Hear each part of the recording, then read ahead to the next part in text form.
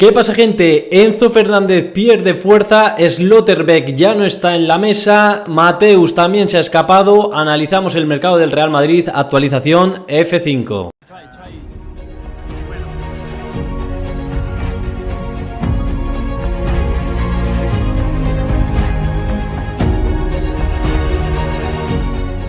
¿Qué tal? Muy buenas a todos, bienvenidos a un nuevo vídeo analizando un poco las últimas noticias que se han generado en el Real Madrid o en torno al club blanco en clave mercado de fichajes, un mercado de fichajes que está siendo muy movido. Estamos empezando ahora julio y ya ha habido bastantes movimientos y se esperan más, pero lo contábamos este martes en el Deal Sheet de The Athletic, que os recomendaba ayer, lo vuelvo a hacer. El mensaje que sale del club, en el club insiste, antes de entrar dejen salir, no hay fichas, hay que hacer también caja para poder seguir fichando, y en esas está el Real Madrid. Y como siempre, esta es la película de todos los veranos, nadie quiere salir y eso puede complicar las cosas. Quería centrar un poco el foco en algunos nombres propios y analizar los últimos acontecimientos. El más importante, Enzo Fernández. Había habido muchas noticias de que el Real Madrid estaba a punto, que iba a contactar o que no se descartaba que contactara pronto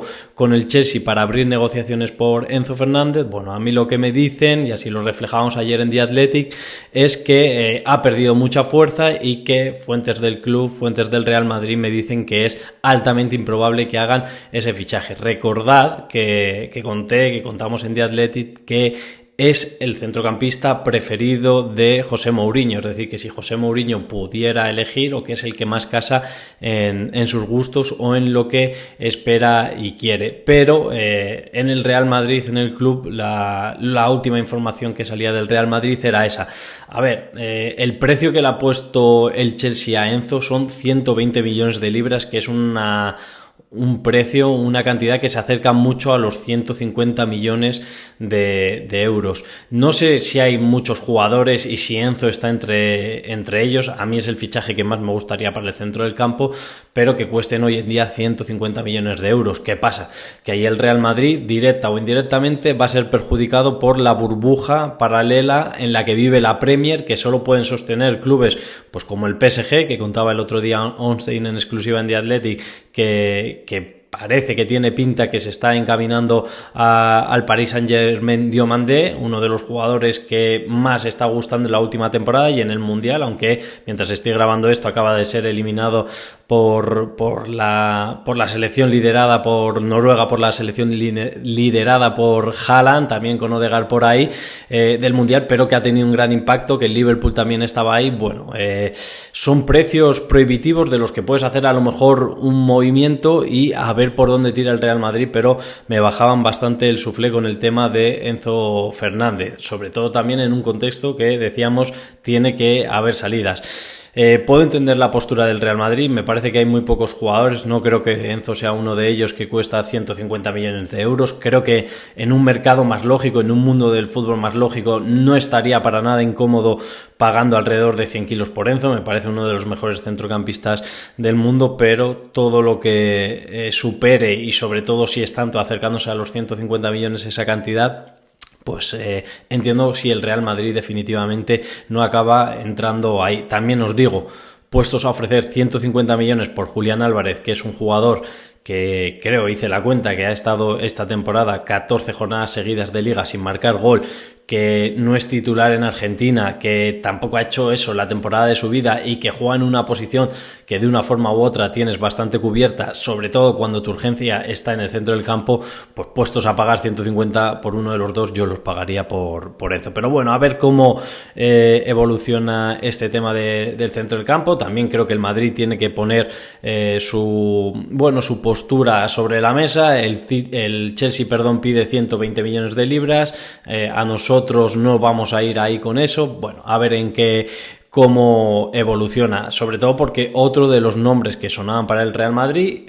Mateus Fernández, otra bomba de mi compañero David Ornstein en The Athletic, ha elegido al Tottenham y el Tottenham va a pagar alrededor de 85 millones de libras, es decir, muy cerca de los 100 millones de euros al West Ham por el fichaje. Lo veníamos contando desde la semana pasada, que estaban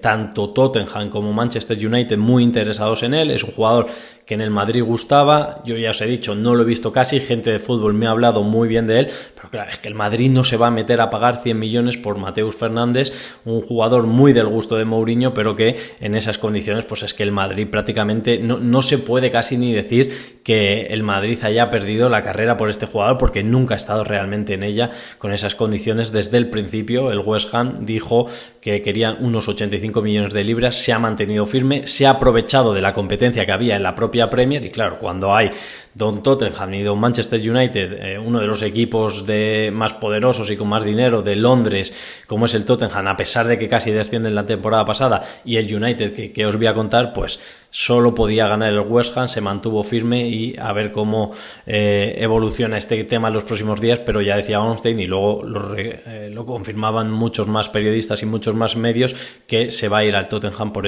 al cambio alrededor de 100 millones de euros. Y si no está clara la situación en el centro del campo,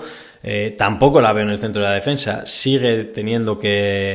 haciendo falta alguna salida, no parece que se vaya a dar a corto plazo, y las novedades que está viendo es casi de descarte. La semana pasada ya os contábamos en The Athletic que Rubén Díaz no era una opción probable porque el City no quiere vender, y os contábamos esta semana otro nombre que se cae de la lista. Según el club, Schlotterbeck no está ya bajo consideración del Real Madrid. Ninguna de las dos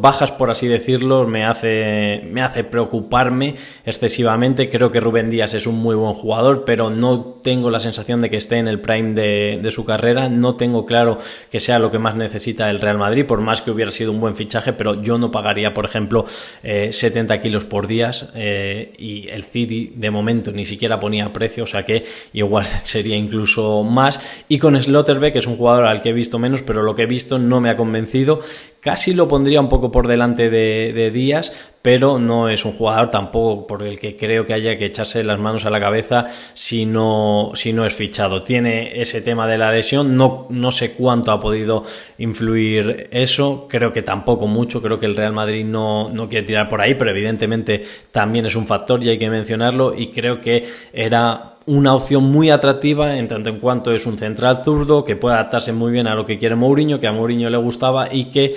no tengo confirmada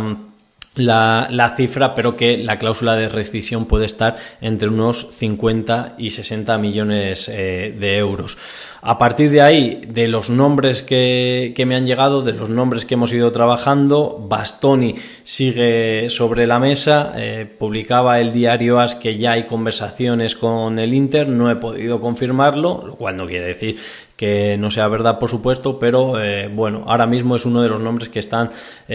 sobre la mesa del Real Madrid. Seguro que hay más. En este vídeo hemos comentado esos tres, ese de Bastoni, Schlotterbeck y Rubén Díaz, pero el Real Madrid suele trabajar con una lista para cada posición de 3-5 candidatos fácil, así que seguro que hay alguno que no sabemos y que el Madrid está trabajando, que está estudiando y que tiene informes muy positivos. Y en el centro del campo también, de los nombres que más estaban saliendo, se están cayendo prácticamente las opciones. Mateus porque se va al Tottenham, Enzo porque en el club no lo ven nada probable a estas alturas, Nico Paz se ha quedado en el Como, está esa opción de la que se ha hablado desde hace tiempo de Keith Smith, no sé si se podría desempolvar la opción de Wharton, que sonó el año pasado y que hubo meses que estuvo sobre la mesa y que gustaba mucho en el Real Madrid, ha hecho buena temporada con el Palace, ha hecho una buena final, que creo que es el partido que es más fácil que la hayamos visto todos, esa final contra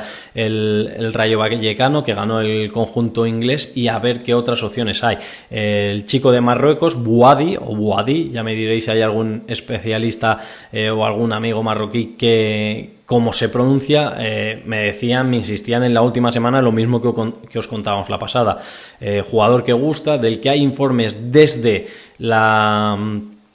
antes del Mundial, desde antes de la irrupción en el Mundial, pero que no es el perfil prioritario que buscan el Real Madrid y Mourinho, porque es un jugador todavía por hacer. Onrubia ha comentado, creo que también en público, pero en privado nos decían en el de For Amigos hace tiempo, que ha sido un poco irregular, pues lo normal para un chico tan joven. Sigue ahí en el Mundial. El Lille va a querer más de 80 millones, cada semana casi que pregunto, van a ir subiendo un poco la cifra, porque decían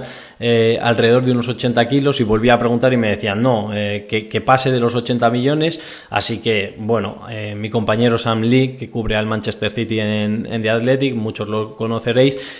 ha publicado que el Manchester City está ahí. Bueno, es un jugador que a mí me gustaría ver, no tengo claro que es el jugador por el que me gastaría 80 kilos este verano, no lo he visto lo suficiente, es evidente que el tener una prueba del algodón como pueda ser la del Mundial es muy importante, pero creo que su pick del Mundial fue en el primer partido, en el partido diría más exigente, o por lo menos hasta el de Holanda,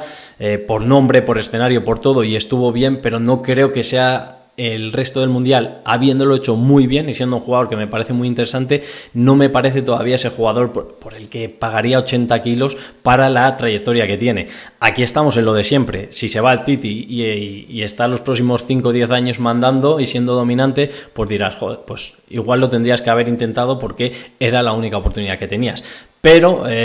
por eso los periodistas y los aficionados solemos ganar siempre, porque pase lo que pase no tenemos la responsabilidad, pero hay unos hombrecitos que han ganado algunas Champions, que han hecho algunos fichajes, Florentino Pérez, José Ángel Sánchez, Juni Calafat, que se supone que tienen ese ojo clínico para decir por qué sí con este o por qué no, y por qué no con otro, y por qué sí vamos a ir a por otro. Así que bueno, no es el vídeo, no es el análisis más entusiasta, no noto que esté el Madrid en ese periodo de seguir ilusionando a la gente con el proyecto, pero oye, que estamos a principios de julio, el verano es muy largo, pueden pasar muchas cosas, y en todo ese tiempo pues os leo como siempre en comentarios qué queréis que pase y por dónde os decantaríais vosotros, sobre todo en esas dos posiciones que al Madrid y sobre todo a Mourinho le gustaría reforzar: centro de la defensa y centro del campo. Un abrazo y nos vemos en el siguiente vídeo.